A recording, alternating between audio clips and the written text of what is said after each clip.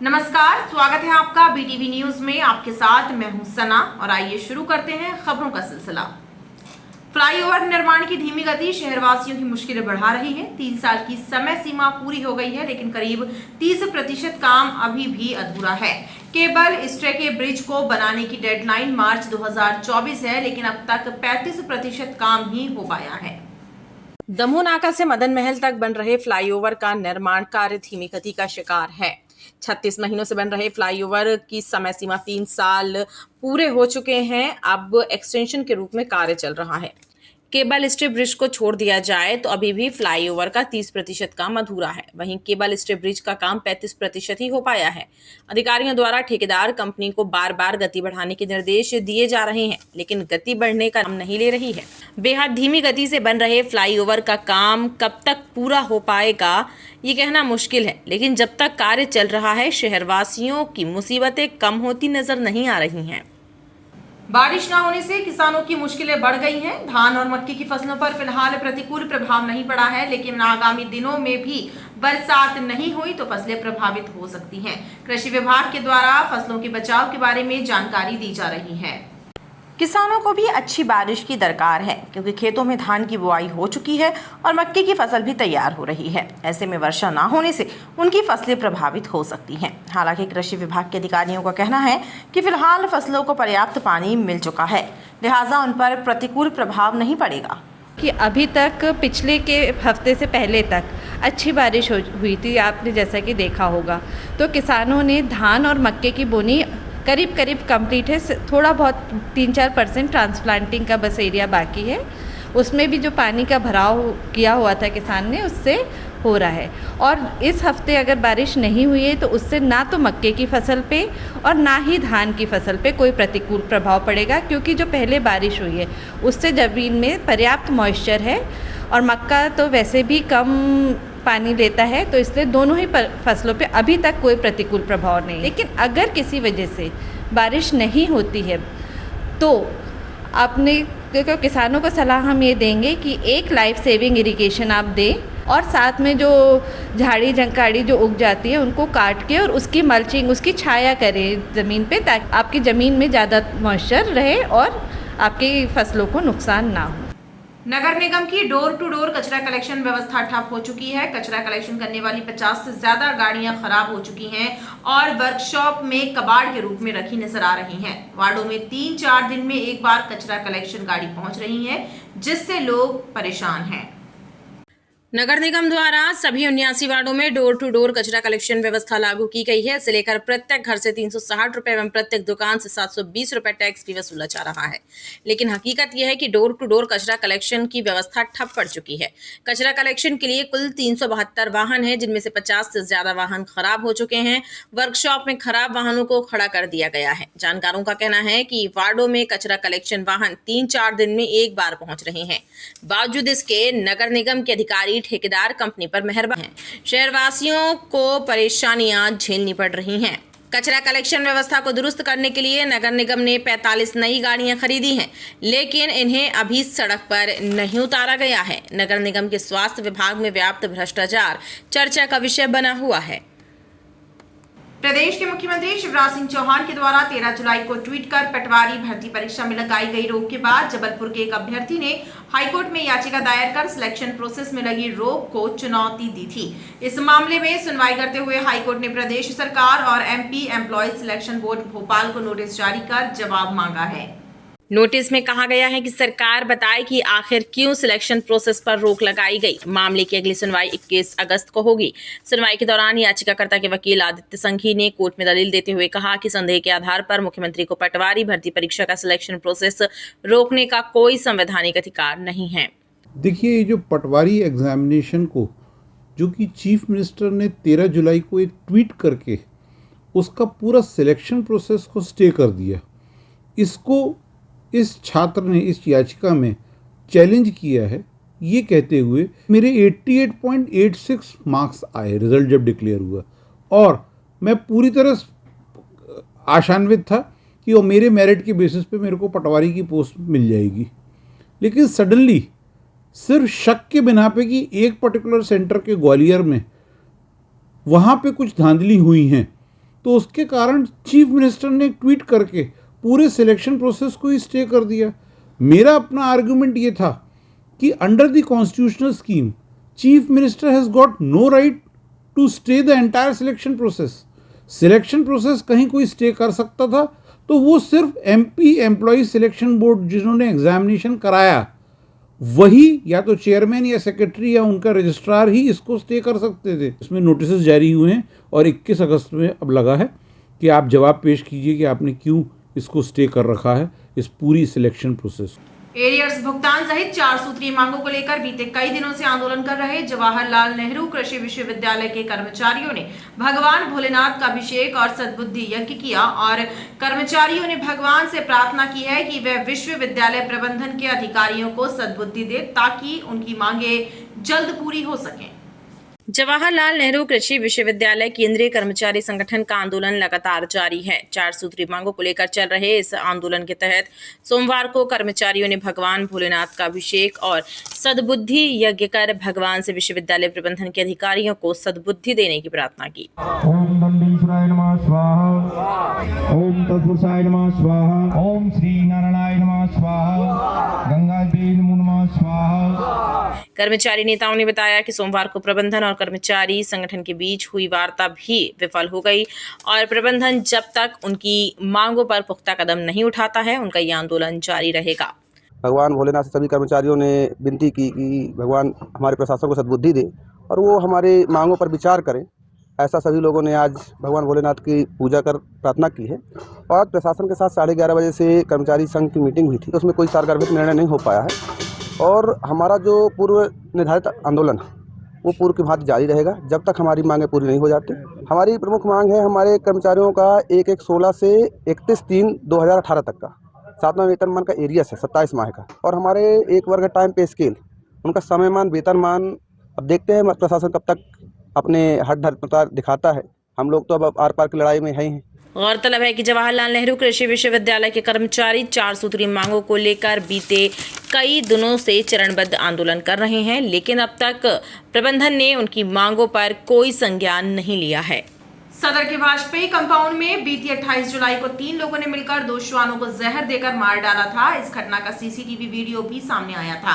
इस घटना को लेकर एक युवती ने कैंट थाने में शिकायत दर्ज कराई थी। मामले की शिकायत दर्ज कराने वाली युवती को अब शिकायत वापस लेने की धमकी दी जा रही है। इतना ही नहीं बल्कि उसकी कार में भी तोड़फोड़ की गई।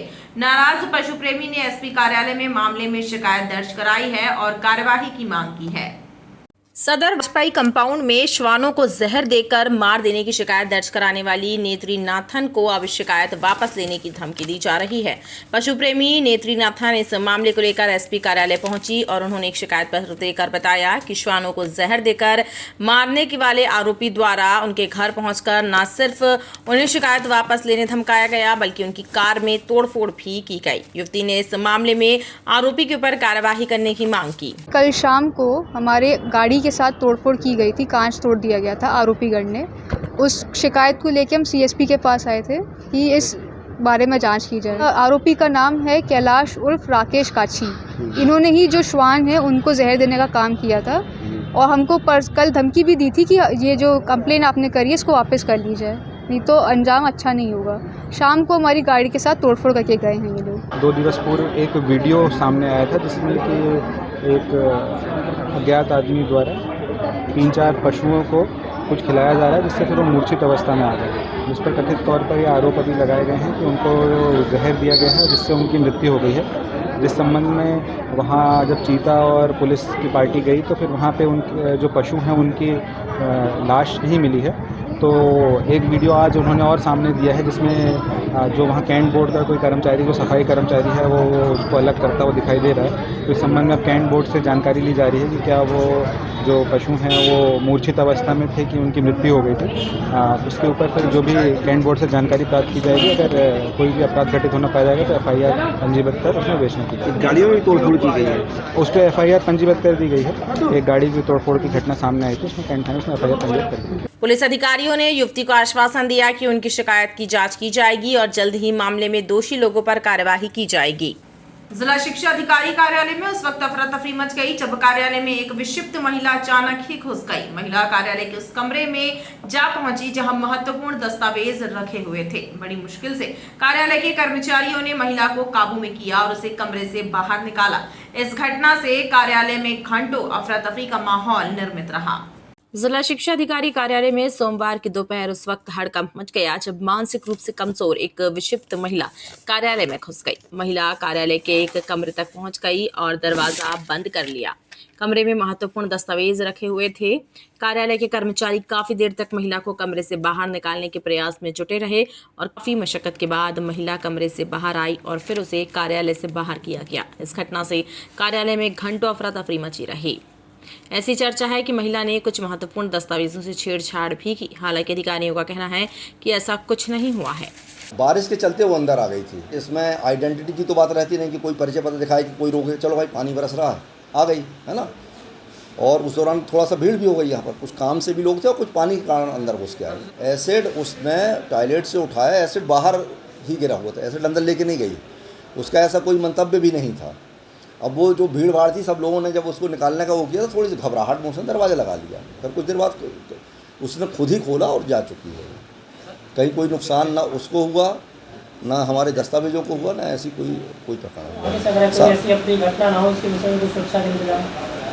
अब सुरक्षा के इंतजाम तो हैं, लेकिन अब और ऐसी कोई स्थिति यहाँ ऐसी बनती नहीं है। और फिर हमारे सीसीटीवी कैमरे लगे हुए हैं। बहरहाल इस घटना से कार्यालय में घंटों हड़कंप और दहशत का माहौल निर्मित रहा और कार्यालय परिसर की सुरक्षा व्यवस्था को लेकर भी सवाल खड़े हुए। आधारताल थाना क्षेत्र में रहने वाली कुछ महिलाओं के आपत्तिजनक फोटो और वीडियो सोशल मीडिया पर वायरल किए जा रहे हैं। इस मामले की शिकायत लेकर महिलाएं एसपी कार्यालय पहुंची, जहां महिलाओं ने additional SP city Priyanka Shukla को शिकायत देकर दोषियों पर सख्त कार्यवाही करने की मांग की है। महिलाओं ने पुलिस प्रशासन को चेतावनी दी है कि अगर मामले में तत्काल एक्शन नहीं लिया गया तो महिलाएं आत्महत्या करने मजबूर होंगी। सोशल मीडिया पर महिलाओं के आपत्तिजनक फोटो, वीडियो और आपत्तिजनक कमेंट लिखे जाने का मामला सामने आया है।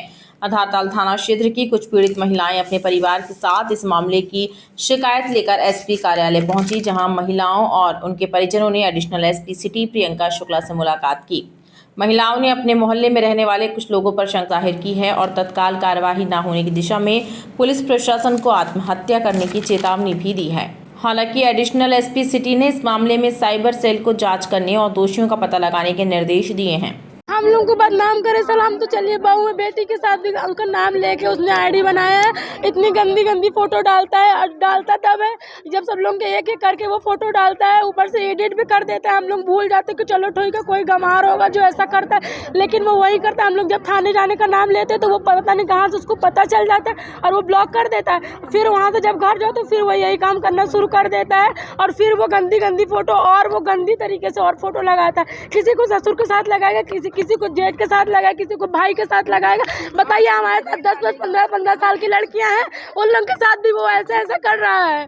हम लोग बताइए अपनी आईडी ब्लॉक कर दे रहे हैं, लेकिन वो दूर दूर से लोग फोन करते हैं, बोलते हैं कि तुम लोग ये क्या कर, तुम लोग को कौन कर रहा है। हम लोग की कोई इज्जत नहीं है सर। बताइए जानते हैं कि जानते हैं? नहीं पहचानते सर, लेकिन है वो आपस का ही मोहल्ले का ही है वो लड़का। हम चाहते हैं कि हम लोग की जल्द से जल्द कार्रवाई की जाए। अगर कार्रवाई नहीं होगी तो क्या आगे हम लोग अपनी आत्महत्या कर लेंगे।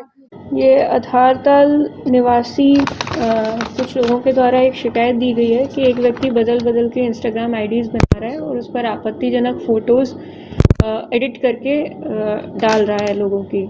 इसमें जो है हम साइबर से पता करेंगे और जो भी कार्रवाई है इसमें निश्चित ही कठोर कार्रवाई उस व्यक्ति के विरुद्ध की जाएगी। इसमें गंभीर अपराध है, इसमें आईटी एक्ट की धाराएं भी लगती हैं, साथ साथ आईपीसी का भी ऑफेंस बनता है। तो निश्चित वैधानिक कार्रवाई इसमें और कठोर कार्रवाई उस व्यक्ति के खिलाफ की जाएगी। एडिशनल एसपी सिटी ने पीड़ित महिलाओं को भी आश्वासन दिया है कि मामले में तत्काल कार्यवाही की जाएगी।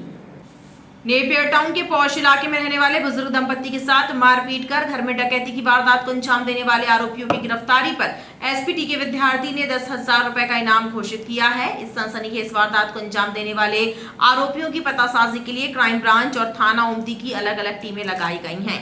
पुलिस की कई टीमें आसपास के जिलों और राज्यों में भी रवाना की गई हैं।